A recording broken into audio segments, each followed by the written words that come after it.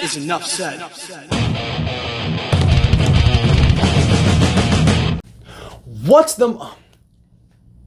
What's up, you guys? Ernest here, back with another Miami Heat Talk video. Would really appreciate if you guys could like the video, subscribe to the channel. Let's get ready to rock and roll on another Miami Heat Talk adventure because I am crazy confused. What the hell are the Miami Heat team doing? What is this roster going to look like next year? What the hell is happening? Because since we last posted earlier today, the Miami Heat have been making moves. Now, first, a few hours after I posted the video, it was reported that the Miami Heat were going to bring back Thomas Bryant to this roster. Really? It was just like the Drew Smith signing. Didn't really make much sense to me. The Heat already have a bunch of centers on this roster. Why are you bringing back Thomas Bryant?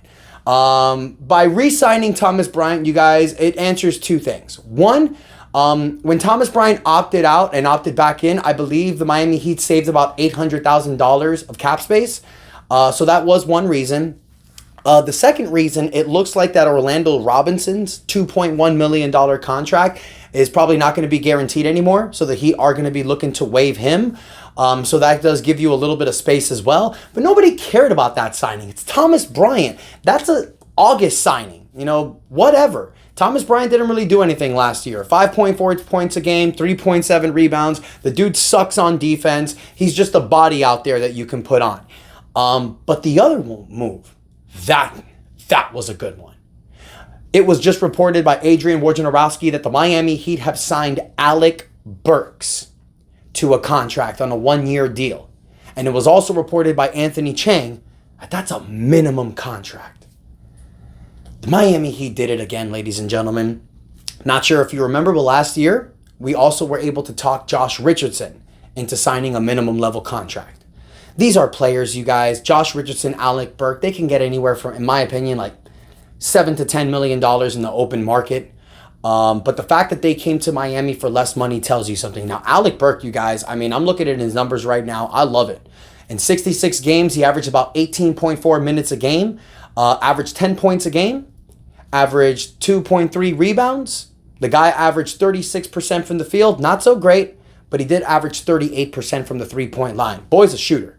It looks like to me the Miami Heat did find a replacement for Caleb Martin. I mean, I know he doesn't really play the same position, but they're both around the same height. They both are average around the same. I mean, in the postseason, the dude averaged about 15 points a game, 43% from the three-point line. And when OG Anunoby was out for injury, Alec Burks actually averaged about 18 points a game. So this dude is a bucket getter. But then I look at the Alec Burks signing, and I'm like, this Miami Heat team, we have a plethora of guards.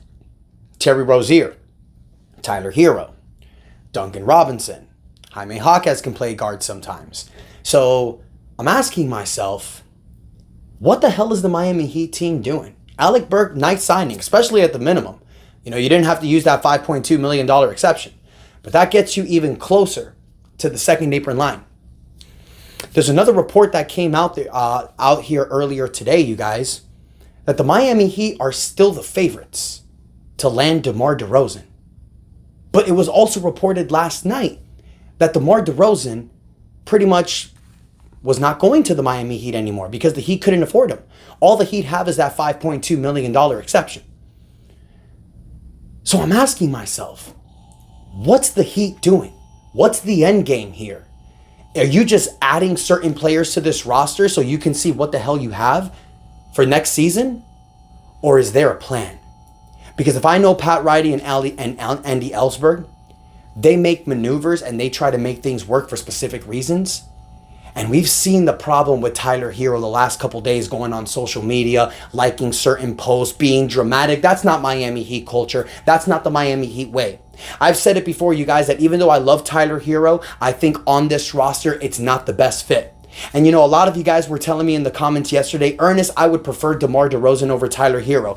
And I know at first I was not really agreeing with that, but that had nothing to do with DeMar DeRozan. I think DeMar DeRozan on this roster would be amazing. The dude averaged 24 points a game. He gave you 79 games last season. He plays a lot of games.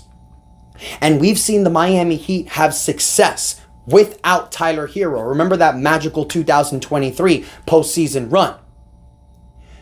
So if I'm the Miami Heat, and the more that I think about it, you guys, if you're able to trade Tyler Herro, and let's be honest, Tyler Herro's been in trade talks for the Miami Heat for his entire career here. So if Tyler Herro is traded, you're taking his $29 million contract, sending it to a team. And if you're able to make that trade and just get draft picks back, well, then now you're going to bring yourself under the first apron line. Now you're going to be able to give DeMar DeRozan that contract that he's seeking. And now you may be able to put yourself under a certain line that you may also be able to bring back Caleb Martin. So if the Miami Heat are able to finagle a trade with Tyler Herro, you can make this work. It's like I said yesterday. The only way the Miami Heat can bring DeMar DeRozan on this team is by trading Tyler Herro or Terry Rozier. And it looks like, you guys, that may be possible because there's two teams that can take Tyler Herro and that don't have to give us a player back. Two teams that are under the salary cap. The Utah Jazz and my favorite, the Detroit Pistons. I think Detroit would be the perfect fit for Tyler Herro. What have I said about Tyler Herro for the last few months, you guys? Tyler Herro on a team like Detroit, San Antonio, Chicago, he would be a baller. Because what are those teams doing? They're not competing for a championship. Tyler Herro, even though a championship would be nice for him, he's 24 years old. I think what Tyler Herro is thinking about more is himself. All-star game, making the all-star team, making an all-NBA team, getting paid like a superstar player. I don't think winning a championship is Tyler Herro's priority. I'm not knocking the dude. I'm just saying that's what we've seen with him on this roster. He works as the sixth man. He's amazing off the bench, but he doesn't want to be a sixth man. So if you trade him to a Detroit Pistons where he can start next to Cade Cunningham, it works. If you trade him to Utah, Danny Ainge, who loves him so much, it could work in Utah as well.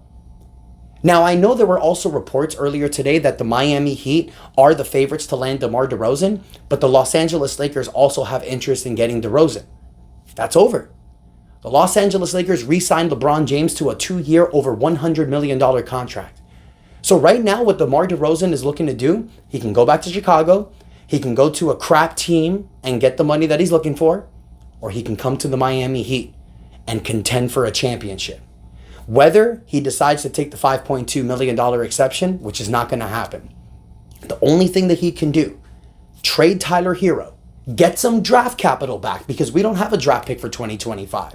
So if you're able to get a first-round pick for Tyler Herro, maybe multiple first-round draft picks, one first-round draft pick, maybe a pick swap, would you guys be willing to do it if it brings DeMar DeRozan on this team? Now, I know I mentioned yesterday I wasn't a big proponent on doing that, but that's because I kept thinking of try to win now and try to set yourself up for the future. But we've already set ourselves up for the future. Bam Adebayo, Nikola Jovic, Jaime Jaquez Jr., Kel Ware. Right now, it's about winning a championship in the Jimmy Butler build. And if you bring DeMar DeRozan on this team, you guys, it does two amazing things. One, DeMar DeRozan will help you compete for a title. DeMar DeRozan, with his averages playing with this roster with Erik Spoelstra, it will work. He could start at the 4, or he can even start at the 2 next to Terry Rozier. But let's say you trade for DeMar DeRozan and it doesn't work. Then what happens at the end of the season? DeMar DeRozan and Jimmy Butler will become free agents. And now, that's going to create a huge cap for yourself. Huge amount of flexibility, setting your finances in order for the future. Because now Tyler Herro's off your books, Jimmy Butler and DeMar DeRozan may be off your books. So this could be a trade that we can do for DeRozan by moving Tyler Herro to try something different with this Jimmy Butler build. To try to go all in and see if we can win it. And if the Miami Heat don't win it in 2025, then it's like I've mentioned, it's time to rebuild around Bam. So let me know what you guys think in the comments. What do you think about the Alec Burks and Thomas Bryant signing? Do you think the Miami Heat is cooking up a plan by trading Tyler Herro and possibly getting DeMar DeRozan and bringing back Caleb Martin? Because it's like I said, if the Heat get those $29 million off their books, they may be able to bring DeMar DeRozan and Caleb Martin or even Haywood Highsmith, because now you have some money and flexibility to play with. So let me know in the comments what you guys think. Don't forget to like the video. Please do not forget to subscribe to the channel as we push to 5,000 subscribers. Doing my best to get you all the content that I can, you guys, so I'd really appreciate the support. Love you guys. Enjoy your day. And that is enough said. Yeah, buddy.